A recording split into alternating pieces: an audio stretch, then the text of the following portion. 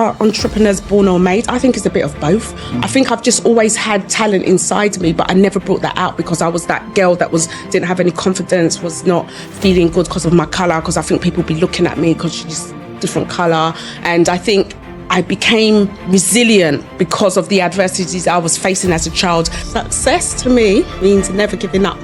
Things happen in life.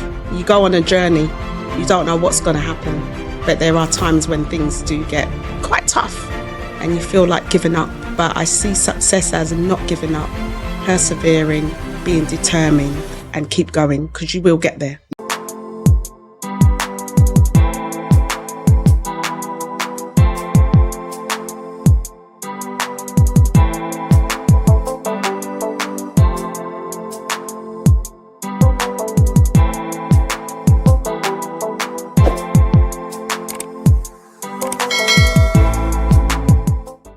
Hello and welcome to another episode of the Need to Succeed podcast, where we have incredible conversations with phenomenal entrepreneurs just to understand what is their need to succeed.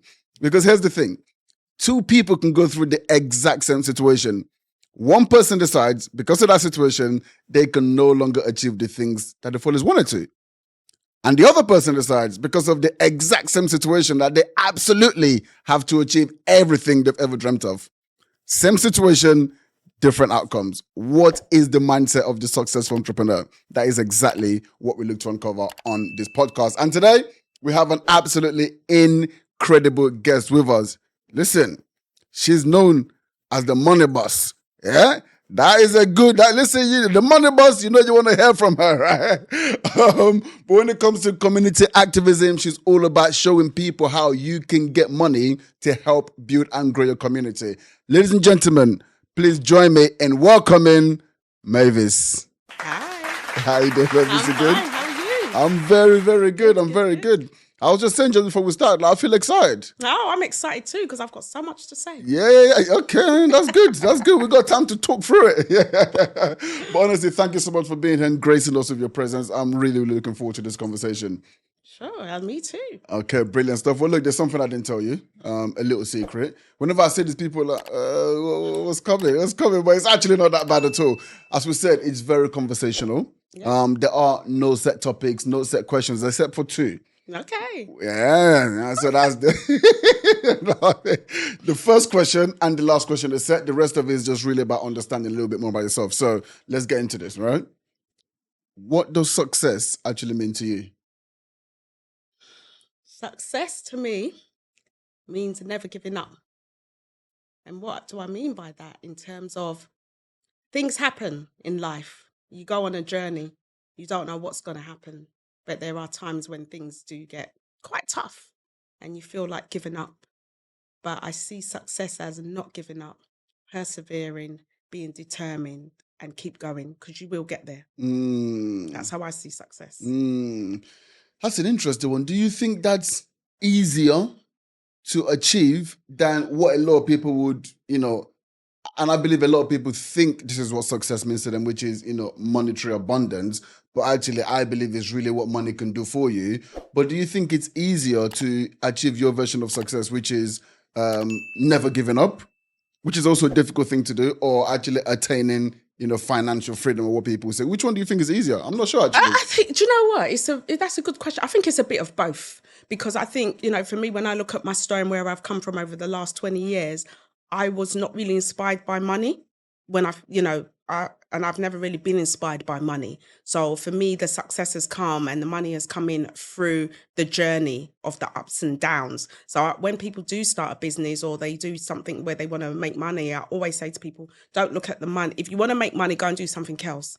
But if you want to succeed and build, and then later on the money will come, then you need to look at maybe a business. Because I think sometimes we get it wrong that, we want to do a business, we want to make money. You're not going to make money straight away. It's going to take time, so sometimes you have to kind of work towards that. And then the money comes, and that's how I see it. It's about keep going and the money will come eventually. I agree. I don't think they're mutually exclusive, but the reason I asked that question is because actually never giving up is really difficult. Yeah. And the reason a lot of people do not achieve the monetary success that they ultimately want it's because they end up giving up. There's the Correct. famous quote, which is, 6 feet away from gold. Yeah. You put in the energy, put in the energy, put in the effort, put in the effort. And then when you're just 6 foot away, you feel like you've given everything, and then you give up. Yeah. And then the next man or woman just comes and just kicks that little bit of dust over, and there's all the God on the other side, right? Exactly. Yeah. And it's sometimes what is behind the glitz and the glamour, and people don't see that, and I think that's the most important thing, because when you speak to people and you say, oh, this is what I went through, and then you speak to someone and go, oh God, it's not that bad for me, then that means that gives me hope. So sometimes, just having great programs like this, great podcasts are really, really, really useful, because people get to see that, when you look at famous people, they go through a lot. You just don't see behind the scenes, but when you hear the story and you hear their journey, you think, oh, I can do it as well, Absolutely. I love that. And that's genuinely the reason why I set this up, is using inspirational stories like yours. So for people to say, well, you know what? I've still got hope. There's still an opportunity for me. So let's get into this, because you mentioned, over the past 20 years, it's what it's taken you to get here, which is, what I want to talk about on this stuff is like, let's forget about where you are now. Like that 20 years is a long time, Yeah, there's a lot must have gone down in that period. But what you also said is, through that, you've never been motivated by money, which is interesting. So I want to get an understanding of, how, first of all, how that became. I come from nothing. So money is something that's always motivated me. I just always wanted that money, because the way that I looked at money was it was going to get me out of the situation that I'm in. Mm-hmm. But that wasn't the same for you. So I just want to understand, your psyche. Like, what was life for you growing up? Okay. So Mavis Amankwah, BEM. I literally grew up in East London in a place called Canning Town, nearly 50 years ago. I'm 49 years old. My mum came here in 1973 from Ghana for an arranged marriage. And when she came, within 2 years, she had to leave the marriage because it didn't work out. So she had me at that time, and she had to make a decision. Do I go back to Ghana because I don't have any family or friends here, or real family and friends here? Do I stay? So she decided to stay. And just last few months ago, she celebrated 50 years in this country. Wow. So for me, growing up in East London was tough. I was a black girl. I was an African girl. I would get picked on, teased, just because I looked different. I grew up in Canning Town.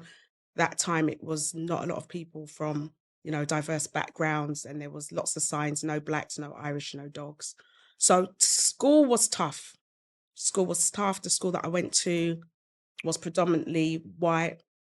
And I just remember always getting picked on with my other friend who had ginger hair. So both of us together just stuck together, and we just kind of, got through the bads in terms of people just, being bullying us.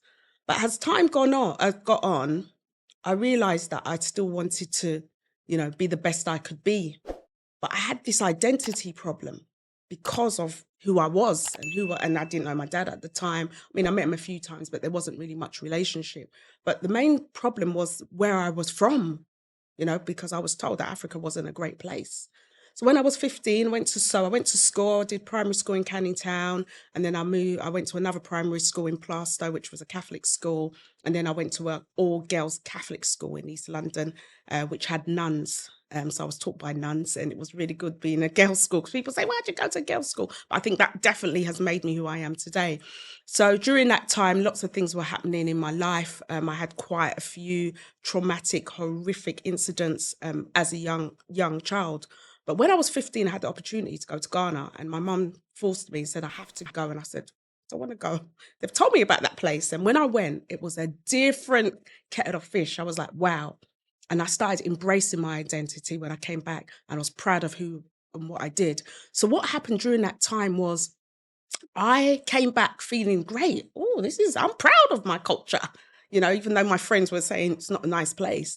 And I came back and I started doing events. But during my career, I was also studying IT. So in school, I was doing computers, I was doing IT, and I literally qualified as an IT technician, fixing computers. Hold on. No, we're not going that fast. All right. I'm trying to give you the gist, but yeah, go ahead. There's a lot to come back to first before we get there. You can't just skip going to Ghana and all of that. Yeah. So, but before that, you said you went to a Catholic school. all girls all Catholic girls, school. none. Taught by nuns. Taught by nuns, yeah. So all girls. there was no men in that. There was men teachers, but it was mainly nuns. It was mainly nuns. Okay, cool. What sort of age is this? This was between the ages of 11 and 15. Okay, brilliant. So, but you said something. You said, that was, I can't remember the exact word you used, but you said it was a godsend. It was that you actually got to go, like, what? To a girls' school. Why is that? Because I think that made me very resilient, because being in a all-girls school was one thing. Being in a school taught by nuns was another. Why? What's wrong with nuns? Let's not get started. It was strict. It was strict. There was a lot of a regime. There was a lot of discipline. There was a lot of things that we couldn't do. And obviously, as girls, we were very excited about boys because we didn't see boys all the time. So it kind of made us get our head down and make sure that we followed the rules of the school, because if not, we were going to be thrown out of school. And even just before I was about to do my exams, I was about to be thrown out of school because I was just, misbehaving. I was going out, climbing the school gates when I shouldn't have, with my friends, getting into trouble. So I think it gave me a lot of discipline and resilience in terms of making sure that you follow through routine and you stick to it, because it was hard in that school. Okay, that makes a lot of sense. So essentially, you got that kind of grounding, the discipline, which is so important. Exactly, and then with the African parent as well, the African mother, the two together, you see, is like military. Exactly. I was gonna say, you're getting that at home anyway. You know what I'm saying? But you leave home thinking you're gonna get a bit of freedom, and then you get the nuns on your case. Yes, exactly. Okay. Yeah, it was a good experience. Okay, brilliant. So that went up till about 15. Yeah. And then after that, your mum's like, was it like a summer holiday? Yeah, it was just a summer holiday. It was my first holiday out of the country, to be honest. I didn't travel till I was about 15. So yeah, it was a summer holiday, kind of 4 to 6 weeks, and I had the opportunity to go to Ghana and realize that, wow, this place is beautiful. What just taking it back a little bit though, because you're talking about early 80s, right? This is when you would have been in school. Yeah, early 80s. Early 80s. Like, what was it like as a black girl in a all-girls school, Catholic school, boarding school, yeah? No, it wasn't boarding. It wasn't boarding but school. It was like boarding. It was like, I mean, that's what it sounded like. That's what I assumed it was a boarding school. Yeah. Like, what was that like in the 80s? It was fun. When I look back, there was people from all different backgrounds. So, we had people from all over the world in the school. Okay. But I think what I learned from that was that it helped to bring up my identity more about who I was and be proud, apart from going to Ghana, but being in the school, seeing people from different cultures, having lots of different friends from different, religions, ethnicities, basically was a really great experience for me. And I wasn't getting bullied then, because there was more people that looked like me, and people were more integrated and happy to speak to people from all types of backgrounds. Interesting. That's crazy. I wouldn't have thought that. Like, back in the 80s, I just wouldn't have thought that it was that. There was this, I won't call it a cesspit, but there was this hot pot of multiculturalism, back then in the schools. But that's obviously a good experience. Yeah. So, and then in the summer months, your mom's like, okay, cool, like, you need to go back to Ghana. Like, what was Ghana like? So when you first come off the plane, because I remember when I did the trip the other way around. When I was 13, I came from Nigeria. Oh, okay. And I remember first just being in the airport, because I came by myself, and I was thinking, oh my God, I'm going to this country. What is it going to be? I was a little bit excited because you're coming to England. Do you know what I'm saying? I kind of know my whole life, like, my mom's in England. I'm going to go to England one day. Oh, right? So nice. I'm kind of building up this excitement. And then I get there and I'm just like, yo, it is cold out here. And this was June, by the way, right? So this was in summer.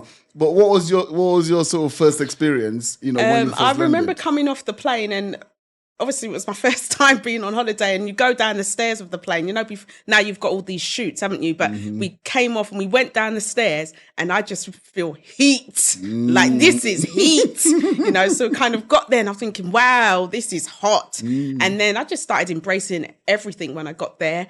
And when it was time to go home, I didn't want to go home. What did you like about Ghana? What was that experience like? Because it felt like it had an impact on you. What was it that you liked about it? I think I had the opportunity to meet a lot of my family. I think that was definitely one. And the fact that I think in my mind, because as a small child, I was told this is what Africa looks like, people living in mud huts and things like that. And I didn't see any of that. So I think in my mind, it made me feel like, wow, being from Africa, you are also a human being, and it is a nice place, and people do live in houses. And where I was staying, and like my family was quite wealthy, so I saw everything: swimming pools, nice houses, great bars, places to go, nice cars, So I think for me, that gave me the inspiration to go, no, I'm happy with where I'm from, and that's when I started getting more into my culture, because I'm from the Ashanti region. So I was getting more into the Ashanti, into the You culture, women, the you Ashanti tradition. women was Yeah, serious, sometimes. You know, some serious women. I'm Yeah. telling you, yeah. That sounds to me like just an invaluable experience, because Yes. I felt emotional you saying that, because I'm just picturing, your mindset going there, mud huts. And then you're getting there, the pride, because you was even like, screw you lot, man. I need, like, do you know what I'm saying? Like, my people are not, like, what you lot talking Yeah, about? true. Swimming pools. I never seen a swimming pool in England. You know what I'm saying? Like, now I'm coming to Africa and I'm Yeah, seeing big swimming pools. So, houses. like, Yeah, I can yeah. imagine, how that would have had an impact on your psyche, right? Definitely. Yeah, for sure. So when I came back, then I started organizing events. So I started working with At a lot of 15. promoters. When I was about 16, I started working with promoters who used to do Miss Ghana UK.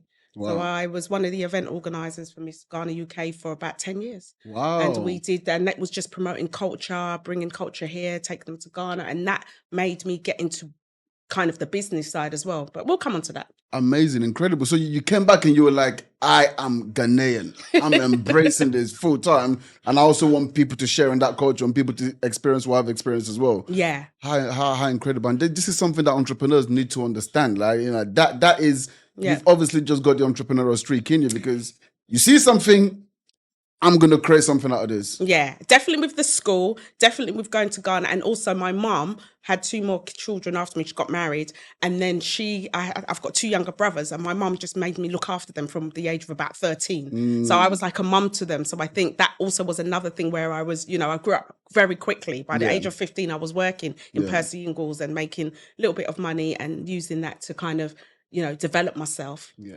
Percy Ingles, They're still about. No, they're gone now. Okay.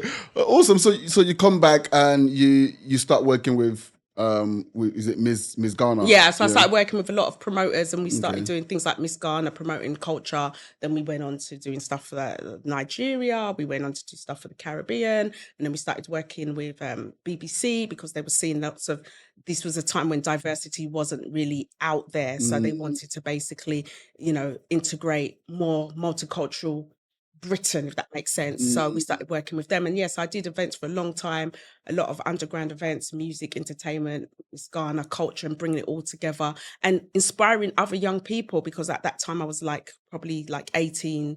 And then there was a younger lot coming up and going, look, be proud of where you're from. Wow, that's incredible, man. Incredible. Well, what happens next? So you're doing this for a couple of years now. This is obviously So what happened next? So Yeah. I was still working. So as I said, I studied IT. So I was working within the IT industry. I qualified as an IT technician. I went to Is college. this from 16 to 18 or from 18 to 16 21? So from 16 to 18, I did all my GCSEs, got some good GCSEs. Then I went on to college, and then college I did IT. I did a diploma in IT for 2 years. I qualified, and then I was an IT technician. So I was basically doing the two together. So I was doing the events on the side and working 9 to 5 as an IT technician. Crazy. And then I got married. Then I had kids as well. Yeah. So that was all happening at the same time. Wow. Anything else you want to add to that mix as well? Jeez, what is going on? Busy. So is that so you went into the IT field? I say IT technician, just in terms of I don't, because I know IT is really broad. It's changed. I was fixing computers, so I could basically build computers, hardware, software, put the RAM in that time, sort out the operating system. If they were broken, I would fix them. So I literally started working within the financial sector. So I worked for a couple of the banks in Canary Wharf in terms of IT. Then I went over to NHS. I was working with NHS, helping them with their IT help desk. And then I got more into the corporate side of IT, and started working in a lot of the companies back in Canary Wharf and stuff like that. Like I worked for an export company, I worked for a veneer company, and it was just all IT. Yeah, I was gonna say, because if we're talking I'm guessing now, I'm doing your time like early 90s. Early mid 90s. Yeah, early to mid 90s. So like IT, being able to actually build the hardware, computer. Like that must have been a very, very sought after position back in those days. Yeah. That was the days of CompTIA and MC, when people needed to have an CompTIA, MCSC certificate and all of that. And it was not easy, but I just loved fixing gadgets. So I was quite good at it in terms of, work, and it was paying good money too. I was going to say, you must have been making money back then. I was making a lot of money. And then I literally decided, forget about money. This is what I'm passionate about. Which was getting into entrepreneurship and running business. Okay, amazing. But before that, you said you had kids. Yes, you had kids. Like how was that? How was that experience? So obviously you've got this tech jobs, and then you get married, you have kids. Like what was that like? Yeah, it was not easy, but I think having the kids made me want to leave IT. That's why I left IT, because of the kids, because it was a very long hours. I didn't get to see the kids as much as I wanted to. There wasn't flexibility. So I decided that I don't want to do IT anymore, and I was a bit bored. And then I just had that entrepreneur thing in my mind of doing events and working within the community. What does that mean to have the entrepreneur thing? Because what you just explained is what like 85-90% of people do, right? They don't have the time, but you've got to put food on the table. So you keep working and you keep grinding. Why did you think you could do anything different? I think what I saw when I started doing events was my own personal talent. Good at doing event organizing, really good at managing, able to cope under stress, problem solutions, obviously working within IT. And I thought I could use that skill to do other things that I like doing, because waking up 9 to 5 and getting a job and getting paid was not making me want to wake up each day. I wasn't passionate about it. I was passionate about doing the community work and doing the business and helping others. And that was and I've always helped others as well. Even when I was working, I was always helping people in my community with whatever it was. So I just had that thing in me, like, I'd love to keep doing this, but I'd love to do it full time and not part time. And then what happened? So I decided that I was going to give up the IT job. Well, just like that? Just like that. Well, it was a gradual thing, So I kind of gave up the IT job slowly. So I was still doing the bits on the side. Apart from doing the events, I was also helping people with business planning, because by that time I had quite a lot of knowledge in regards to like business, how business works. And then from there, I just said, that's it. Goodbye job. Wow. And was that because you were making enough from the little side bits you were doing, or was you were just fed up, I can't do this anymore? Like when did you finally make that plunge? When my daughter was about 2, so 2002. Yeah, I just took that big plunge and just said, I don't want to do this anymore. The funny thing was, where I was working at the time, which was for a cosmetics company, they were making me redundant anyway. So it was a good opportunity to go and either look for another job or start a business. And during that time, actually, let me go back. During that time, I've just remembered, I actually opened up a community organisation to help young people in Newham, young boys and girls, to have a place to go during the week. So I started doing a youth club. So I opened up a youth centre, started getting loads of funding and having all these young people from the ages of like 13 to 16 to come to this youth club every single week. And I used to get about 120 of them every week. So within that time, I was doing the IT, doing the events and doing that youth club. I realised that I didn't really want to do the IT anymore. I wanted to be within the community. Crazy. Where does this drive come from? Do you know what? I think the drive, it's a bit weird because people say to me, are entrepreneurs born or made? I think it's a bit of both. I think I've just always had talent inside me, but I never brought that out because I was that girl that didn't have any confidence, was not feeling good because of my colour, because I think people be looking at me because she's different colour, and my hairstyle. My mum used to thread my hair and I used to hate it.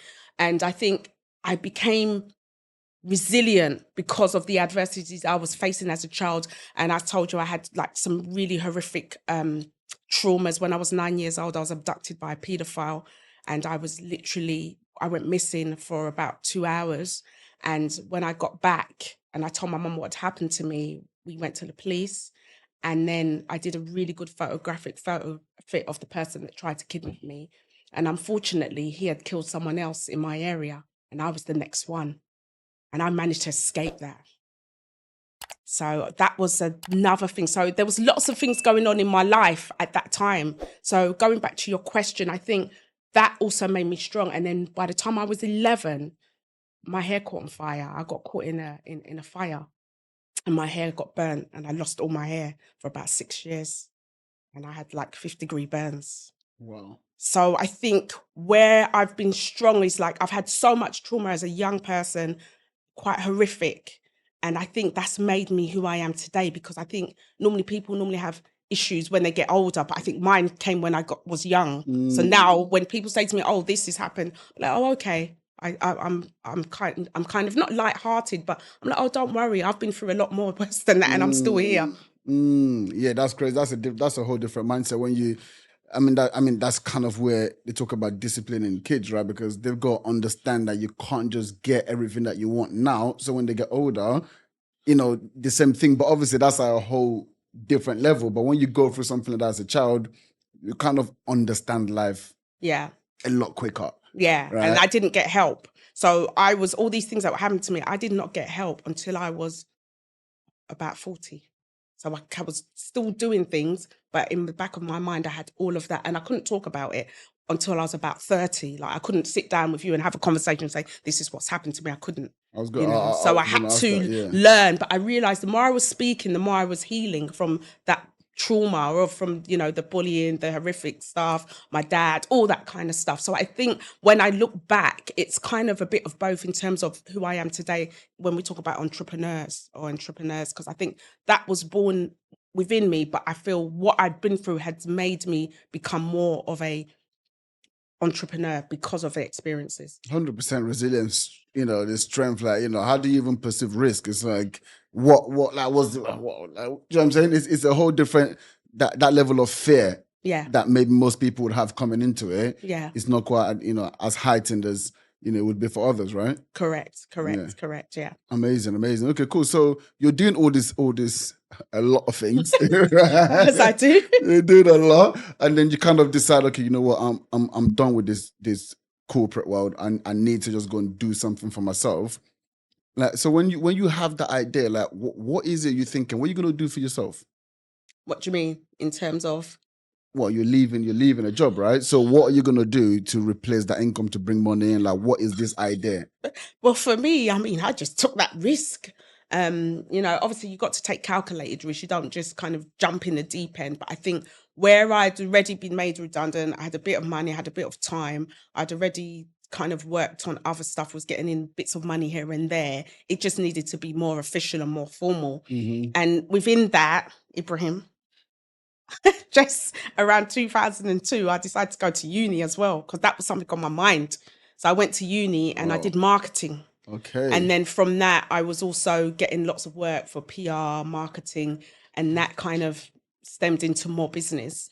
Incredible. So you did you sprinkled a little marketing in there as well, just in the 1 hour you're awake. Yeah, you thought, let me just, what am I awake for? It took me just 7 years though. Yeah? It took me 7 years. I deferred many times because I was running the business on a small scale and juggling the kids and the family. Yeah. But I was determined to do it. Yeah. I think, yes, super crazy busy, but I think marketing, if you understand marketing and you're a business owner, it's so important to understand. Even if you outsource it, you need to be able to give very clear directions. You need to understand what your marketing team is doing.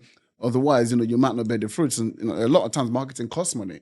Right. So I'm guessing that's been an invaluable skill for you. Definitely. That's why I'm still here 22 years later, because there's people in my market who've just come, they're doing extremely well, and people like myself and some of you, I call myself an OG, that some of the OGs, we're not OGs anymore. We've all gone. I'm still here, with a few others. So, and that's been down to marketing, PR, communication, and still trying to stay relevant. It's like being in fashion. If I came here now and I was wearing a pair of, flares and, platforms from the 70s, you're going to think this woman, she's really outdated. So I've had to learn through marketing communication, what's trending, what's happening, what do you do, and how do you adjust that to your business? And that's why a lot of people still know me, Mavis Amankwah, and what I do, but they know me from different things. So you might know me as the lady that does the finance and the funding, or the lady that does the marketing, or the lady that has had like a really traumatic childhood. So it's a bit of both, but the relevance has been through definitely communication, and marketing is definitely one you need. Amazing. And were you processing this at the time when you decided? Because obviously you already had a business, you were doing some community stuff. Why did you decide that you wanted to go and do marketing? It's weird because when I was working at my last job that made me redundant, there was an opportunity to do some form of kind of diploma certificate at university. And I went to Middlesex and I did a kind of diploma in management. And while I was there, I was like, well, why don't you just get a degree? Why don't you just go for a degree? And that was what literally kind of triggered and said, no, go and do the degree in marketing. So then I said, right, finish that. And then I went on to do the degree in marketing and communications. Amazing. Okay, so you just saw an opportunity. Yeah, and thought, why not have a degree? I'll be honest with you, I wanted to wear the gown. Someone said to me I could literally buy the gown and put the gown on, but I said, no, that's not the same. I want to wear the gown officially. The real thing. Real gown. Hear my name announced the whole lot, yeah? Yeah, exactly. Go up, get my certificate, because people kept saying, oh, you can wear that. I said, no, I want to. Different. Yeah, of course it's not. That's I mean, I didn't get to wear the gown. I actually dropped out, but I would imagine if that was an experience that you wanted, just buying a gown and sticking it on in your living it wasn't room. the same. Yeah, so I wanted to do that, and I done it. I achieved it. Took long, but we got there. Yeah, amazing. Okay, cool. So let's get down to what was the actual business. So I understand that when you were doing IT, you were doing some consulting work for some people, just business plans and things like that. But when you actually decided to take the jump, what business did you jump into? The first business was diversity communications, linking from events that I was doing, working with the BBC on some of the events that we did in the past, all the cultural events we did, the Miss Ghanas, all the different kind of African Caribbean events. So what happened was I realised that there was a gap in the market where mainstream organisations, healthcare, like NHS, wanted to tap into diverse audiences and they couldn't because of language, religion and culture. And there was lots of money transfer companies as well at that time that were all opening up, and they wanted to say, right, you want to send money to the Eastern European community, and the Polish community came in. And then obviously we had the African Caribbean, the South Asian community here from ages ago, but there was a barrier. They couldn't communicate. So basically I set up an agency that was literally bridging the gap between, let's say, a money transfer company, the NHS, to talk about healthy eating, or HSBC saying, come and bank with us because we've got good interest rates, for example. So we started doing diversity communications and marketing. So we were marketing the client's brand, product, service to the ethnic communities specifically. So we were very smart. We were very good at drilling down. Okay, you want to reach the Nigerian community. This is what you do. Ghanaian, South Asian, Pakistan, Muslim, women, generation. Because obviously I did marketing. So I was able to really take it down by real demographics, geographics, and that brought in loads of contracts. So we then had the opportunity to get onto the roster for the government. So we got onto a government roster, which was about diverse communications. And then one day, in 2012, I don't know if you remember this, the TVs were switching from analog to digital. There was a digital switch over. I don't know if you remember it. TVs needed to switch. You needed to do something to your TV in 2012. If you didn't, it was going to go wrong. And we got this contract, which was basically £1 million to promote that to ethnic audiences. And that literally just opened the doors with all different contracts. Did you ever feel like, because when you first said diversity communication, did you ever feel like I'm just blagging it right now? No. That's what I was just like, what is that? Diversity communication. But then when you explain to me, what I've realized is this lot are still doing this till this day. Yeah. But it sounds like you lot pioneered that stuff. Yes.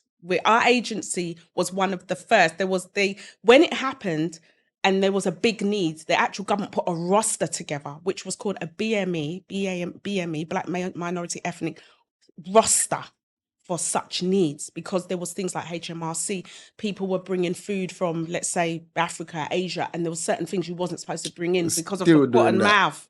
Yeah, DEFRA, remember we had the foot and mouth thing, and they were like, no, you can't bring these certain foods in. And people would get here and go, oh, I've got my Milo from wherever. And you're like, sorry, mate, you can't bring that in. Like, why? And it's like, it's got milk in it, it's dairy. That was when that roster, because there were so many issues, and we got onto that roster and we got loads of contracts. One day we won 100 grand. We won 2 contracts in one day, 50k in the morning for HMRC, 50k in the afternoon. So HMRC, they said, right, go and do a campaign to reach out to the African community. Won that. Then we won another campaign, go and do another campaign to reach out to the South Asian community. So that's literally how it all started. And that's why people get a little bit confused of what I do now. Like, how did you go from marketing to now doing funding? But I'll tell you that soon. That's incredible. What I want to understand is, again, you lot definitely pioneered that. And I can see the way you explained what you lot were doing. Yeah. I was just like, wow, they started this thing. Like, that's crazy.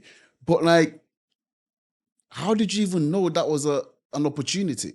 Because of the events that we were doing, from the cultural events where people were phoning in and going, oh, are you doing Ghana today? Oh, can we come? Oh, we're from the BBC, or we're from this company. We want to reach this audience because this audience has a high spending power. So they were looking at it from a consumer perspective. Then we had the big influx of money transfer, the Western Unions, the MoneyGrams, and all of those were all coming in. Then you had the little small boys, and they wanted to get everyone to say, well, if you want to send your money, here. And then we had the big influx of Eastern Europeans that couldn't communicate with them. So we were working with the police, for instance, were saying, well, look, there's loads of people coming in from Lithuania. When they come, they drink and drive. Why is that? They couldn't understand. And then they realized that later on, it was because in Lithuania, you don't drink at all.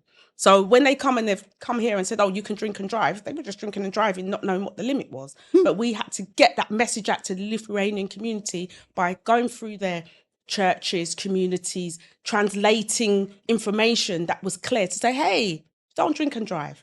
We had loads of campaigns. We worked on a campaign for the Angolan community.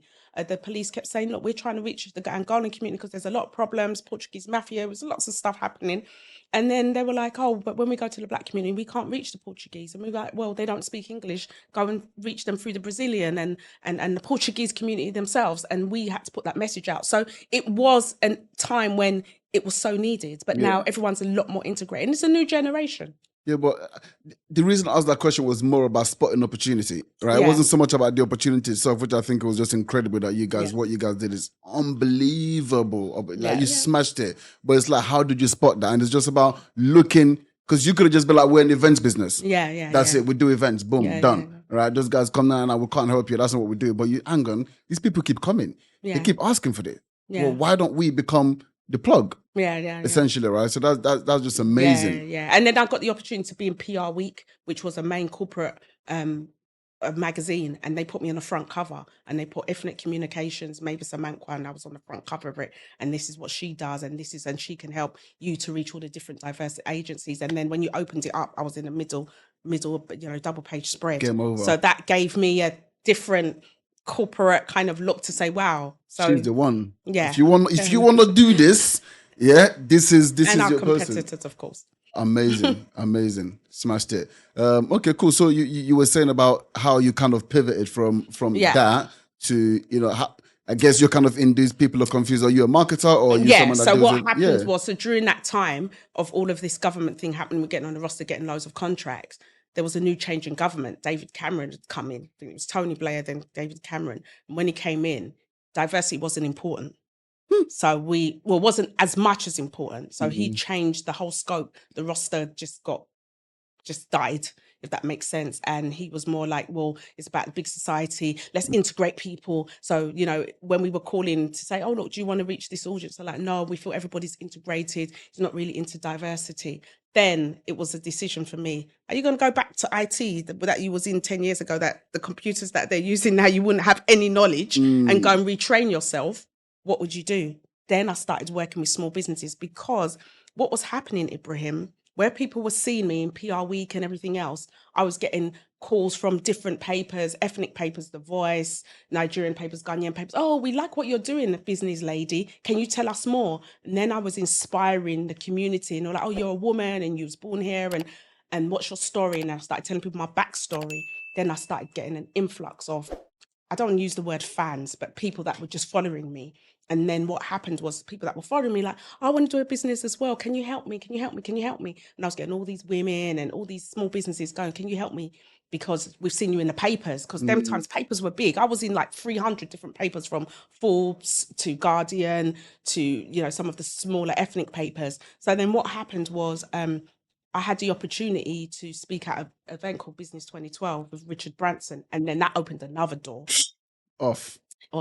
Yeah. So that opened another door for me. And I remember being in the booklet, and I was like the only Black woman in the booklet. And they were like, oh, she's going to come and speak about diversity communications.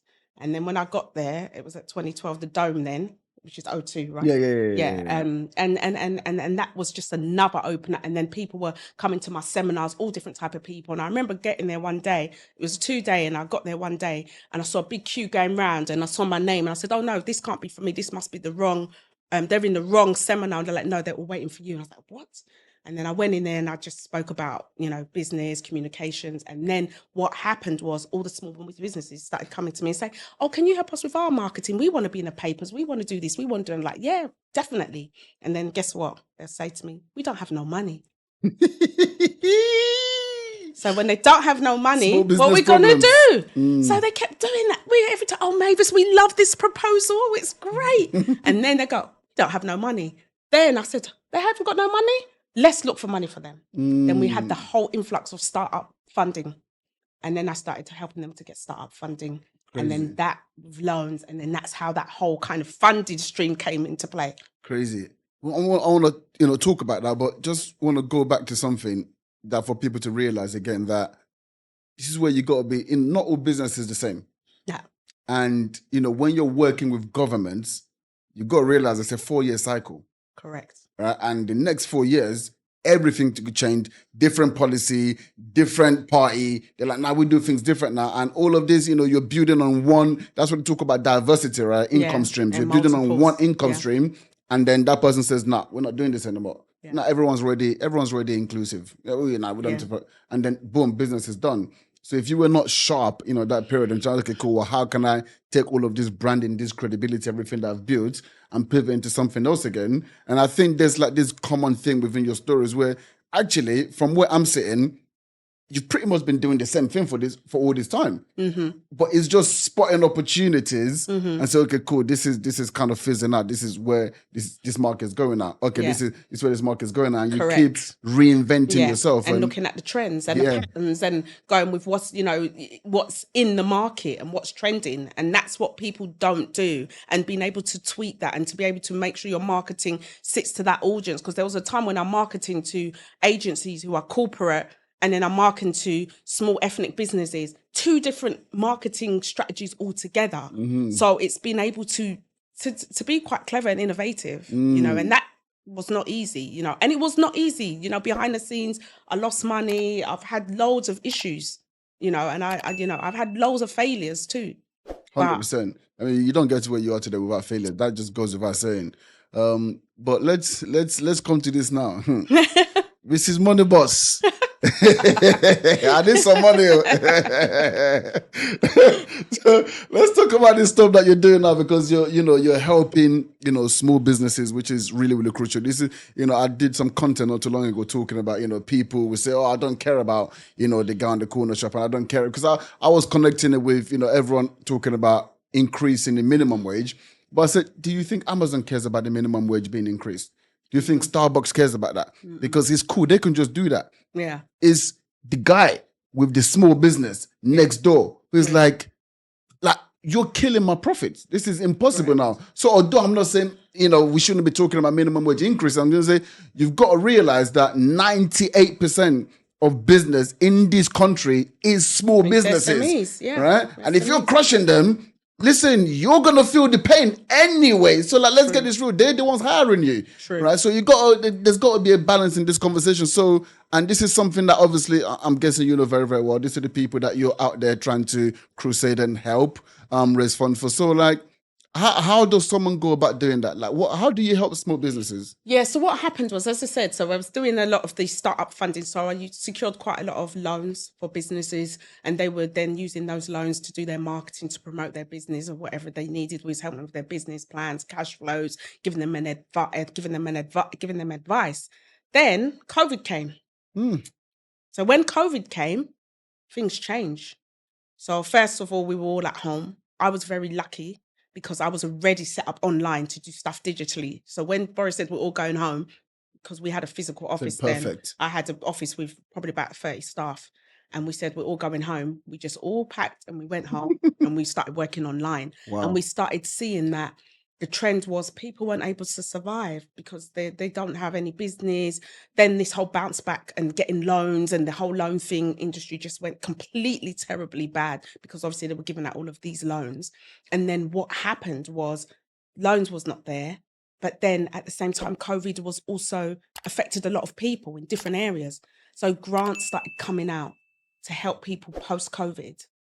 And that's how I was always doing grants on the side, but not as much as I am now because of the actual cost of living crisis post-pandemic. So I then looked at, if someone comes to me, are you more of a community-based business that can help the community and get a grant and support the community? Or are you more of a business-making, profit-making business where you need to get an investment? So then I started looking at all areas of funding. So investment, grants, loans. And then I realized if someone comes to me, I would be able to know what they need. Is it investment, as I said, or is it a loan, or is it a grant? So then that's how I became the money boss lady. So they kind of changed me from, that's the lady that does the PR and the newspapers, and this is the lady now that does the money, because she knows, because I would tell you straight, you can't get any money. So sorry, and I think what helps me is because I'm ahead of the game and I know what's happening in the business industry, I'm able to give that to the community. And I realized that there was a big disconnect between the community, the business community, and the mainstream business community. So that's another thing. What do you mean by what that? I mean by that, not all ethnic businesses know that they can get a grant, or they need a business plan to get a loan. Like what happened with the bounce back loans? Loads of people wanted to get the bounce back loan, but guess what, Ibrahim? They weren't set up the right way. So when they were like, oh, we can go and get a bounce back to help our business, they couldn't, because they were not officially registered. Then so I started educating people and say, listen, get your company registered, be a sole trader, go for a limited. This is a difference between limited by shares. This is limited by guarantee. So I became like a sounding board because I had so much knowledge about business and how it works in the UK. So then people started listening to me. And during COVID, me and my team, we stopped charging people. We just started helping people, business plan, cash flow, advice. I did Zooms. I did so many Zooms. I think I must have done about 300 Zooms during COVID, and just helping people because they were struggling. And then from there, I was helping people with all different things like funding, like finance, business planning, marketing, social media, and getting digital. Why would you do that though? Because I think when it came to the COVID time, I had already a lot of clients. There were a lot of my clients, and they were just telling friends to tell friends. So I'll just say, look, jump on the Zoom, and you'll have 50, 60 people on the Zoom, and I'll give them an advice, and they'll be just appreciate it. I just did it. And that time of COVID, where were we going? We weren't even allowed to go shop, remember? You're saying it was therapy for you. Let me talk to some people. It was not easy, that COVID, to be honest. Yeah, no, but but in all sincerity, you're running a business. You're here to make money, and you're giving this for free. Like, why did you do that? Because, as I said to you, not everything is about money. Sometimes it's just about giving back. And if someone's on the phone, I've got a lady crying, telling me her business is going down. I can't, so I can't just say, so what I did then was bring groups of people together and then run sessions and, how you can do this and how you can save your company and what you can do and stuff like that. And that literally gave me loads of new clients who then later came to me because I told them to go and set up. So I'd be like, oh, I've set up now. Oh, I've got a limited company now. And then I started getting loads of clients. And then I had old clients from before. So where I've always been marketing myself, people always know, oh, that's her, that's Mavis. So we've known her for a long time. And I always say the amount of money you make is in direct proportion to the amount of value that you give. Correct. All right, and I feel like I don't know, maybe I'm wrong, but I think that first of all, free exposure. A lot of people coming in who may not have come in because there was this barrier to entry, but now they've come into your world, and I'm guessing a lot of those people stayed in your world and have actually put money in your pocket since then. Anyway. Yeah. So since then, after the COVID came, then post-COVID, there was lots of grants. Okay, people had been bereaved from COVID. Me, myself, I lost my cousin during the COVID. I literally had like 4 hours to say goodbye to her. She got COVID and she just died within like 4 hours. The day Boris was having that party, my cousin died, unfortunately. And then after that, the party that he had. It wasn't a party. Oh, well, whatever it was. Anyway, we'll discuss that another day. Yeah, exactly. So that obviously put a lot of people in situation, and then loads of grants started coming out post-COVID. We need to bounce the country back. We need to help people with their mental health. Then there was billions of grants that came out, and then from there I started helping people. You can help this community because of that. You can help young people. Then young people wasn't working because of the whole thing, and then the Kickstart program came in.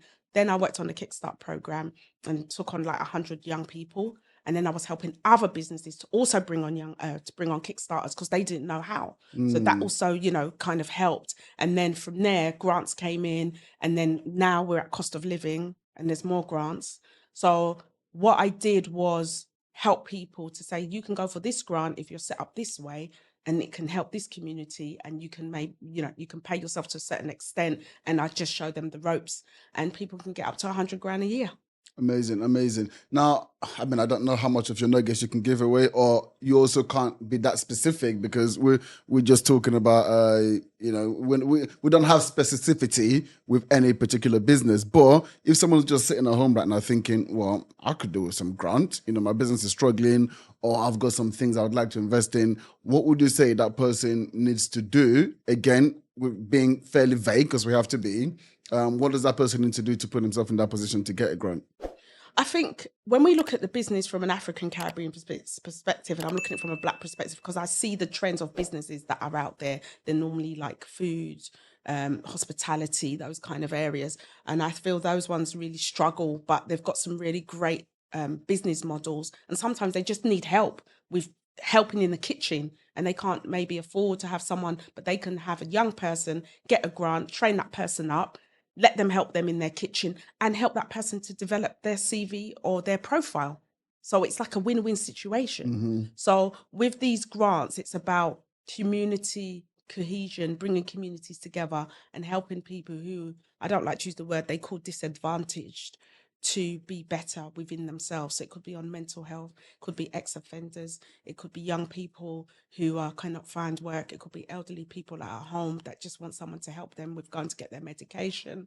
And when we know within the ethnic community and some of the deprived communities, as I said, I don't like to use the word, there's lots of issues, and even here in the UK now, cost of living, people can't even turn on their heating right now. So we've got things like warm banks, and those warm banks can get grants. We've got loads of food banks. So within all these things of doing community, you can get grants, and you can also pay yourself to a certain degree to run this and feel happy. A bit like what I was saying to you, I didn't want to do IT anymore. I wanted to stay in the community because that's where my passion was. And a lot of people have passion to help the community, but there's no funds. They might help 10 people, but if you can get a grant and help 100 people, why not? The money's there. As long as you spend it correctly, you do the right thing, you put all your paperwork down, you're transparent.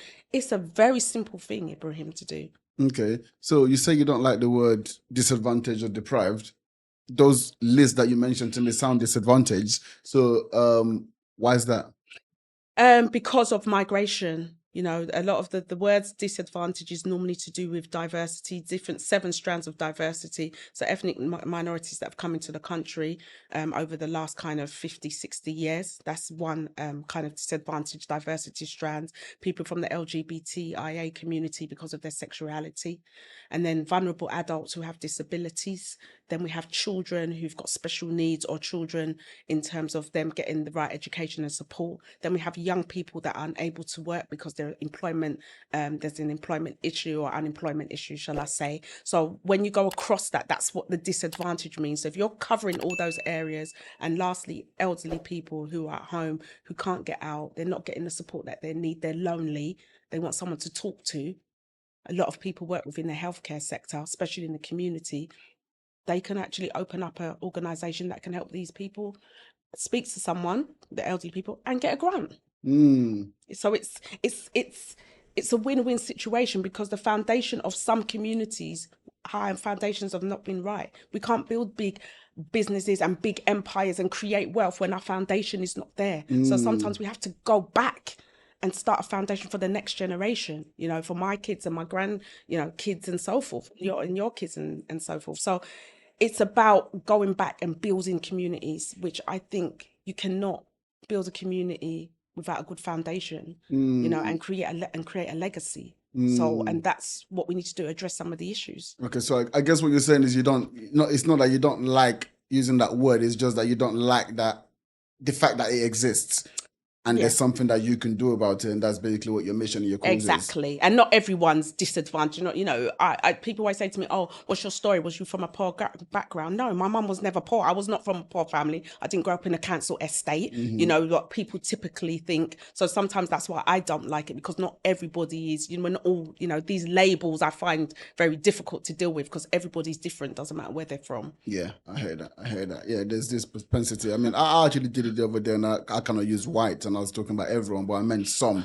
But especially within the black community, so there's like as if everyone is just one same background, same deprived, history, no same money. Which yeah. is not necessarily true. Yeah. Amazing. Mavis, honestly, I've absolutely loved this conversation. I was just looking at the time. I'm like, what? Whoa. What? Did you see that? Thank you so much. Thank you for having me. Absolutely flown, but honestly, great conversation. A lot of value there. And definitely, a lot of people who watch this are either entrepreneurs or they're aspiring entrepreneurs. So I think, with what you're doing, there's definitely a lot of synergy with where, people can really learn and benefit and understand how they can go out there and actually source some funds for their business. Exactly. And guess what? It's got me 17 awards for all the work that I've done, all the hard work. I've won 17 awards. 17 awards. Yeah. Over the last 2 decades, and recently got the BEM from the King, so they add BEM to my name now. What's the BEM? The British Empire Medal. So I got a medal from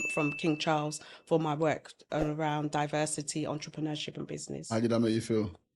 I felt good, because it was nice to be recognised. Obviously, lots of people will say, oh, why are you taking it with the monarchy and all of that kind of thing. So it was a bit of a 50-50, but then I look at it from a perspective of, if I can help and educate people about culture and about history and about where I've come from, then why not? Yeah. So it was hard, but then it's I just a tough thought, one. great. I genuinely get the argument from both sides. I understand when someone going like, screw it, why would you take that? And I also understand you saying, well, do you know what? Because look, it's like the whole Obama thing, right? And obviously now with hindsight, Obama was like the guy was actually semi-evil, right? With hindsight. But actually, does that take away from the fact that the symbolism of seeing a black, can you imagine being a black American boy, seeing the president of America being black? And it's kind of the same thing. If you're growing up in the UK, you're saying like, raw. The king gave this woman something, and because ultimately what you're doing at the core is very, very good for the community. Correct. And if that elevates you and makes someone look up to you, and then you're able to really help that person, isn't that the goal? Yeah, and I think we also got to think about the next generation. I've got a grandson. My grandson is 3 years old. He's mixed race. For him, it's going to be a lot more easier when it comes to integration. So I feel generations, now we're so integrated as people. It's not really about you're black, you're white. It's just people mixing together. And you even see that with millennials. Yeah. So I just feel like, at this point in time, it was a good thing to do. And I just keep promoting what I do. And obviously I've worked so hard too. You see, you got your stripes. No one can touch nothing to you. You know what I'm saying? You got your stripes for sure. Honestly, and this actually rolls in perfectly to the last question, right? I don't think it's actually ever been more apt, this question genuinely, because what you have done is incredible. You have done a lot in that last couple of decades. And, with all of that, with all of those achievements, 17 awards, and now you've been, awarded the BEM as well. What remains your need to succeed?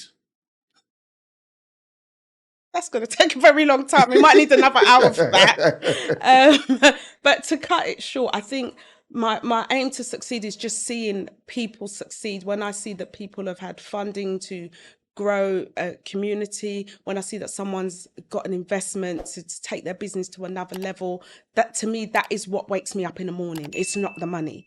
So I think that is what I will continue to do. Next year, I'm 50, and I feel like I'm going for a new chapter in my life in terms of who I am, what I'm doing, and giving more back to the community. And there was an article, I don't know if you saw it in the Mirror a few years ago. I want to be the first black woman dragon in the Dragon's Den as a dragon. And that's something that something I want to do when I'm older, so that's something that I've always wanted to pursue, whether it's the Dragon's Den or not the Dragon's Den, but something of that sort where I can go in and help people and give them money. That's something that I'm working towards when I get older.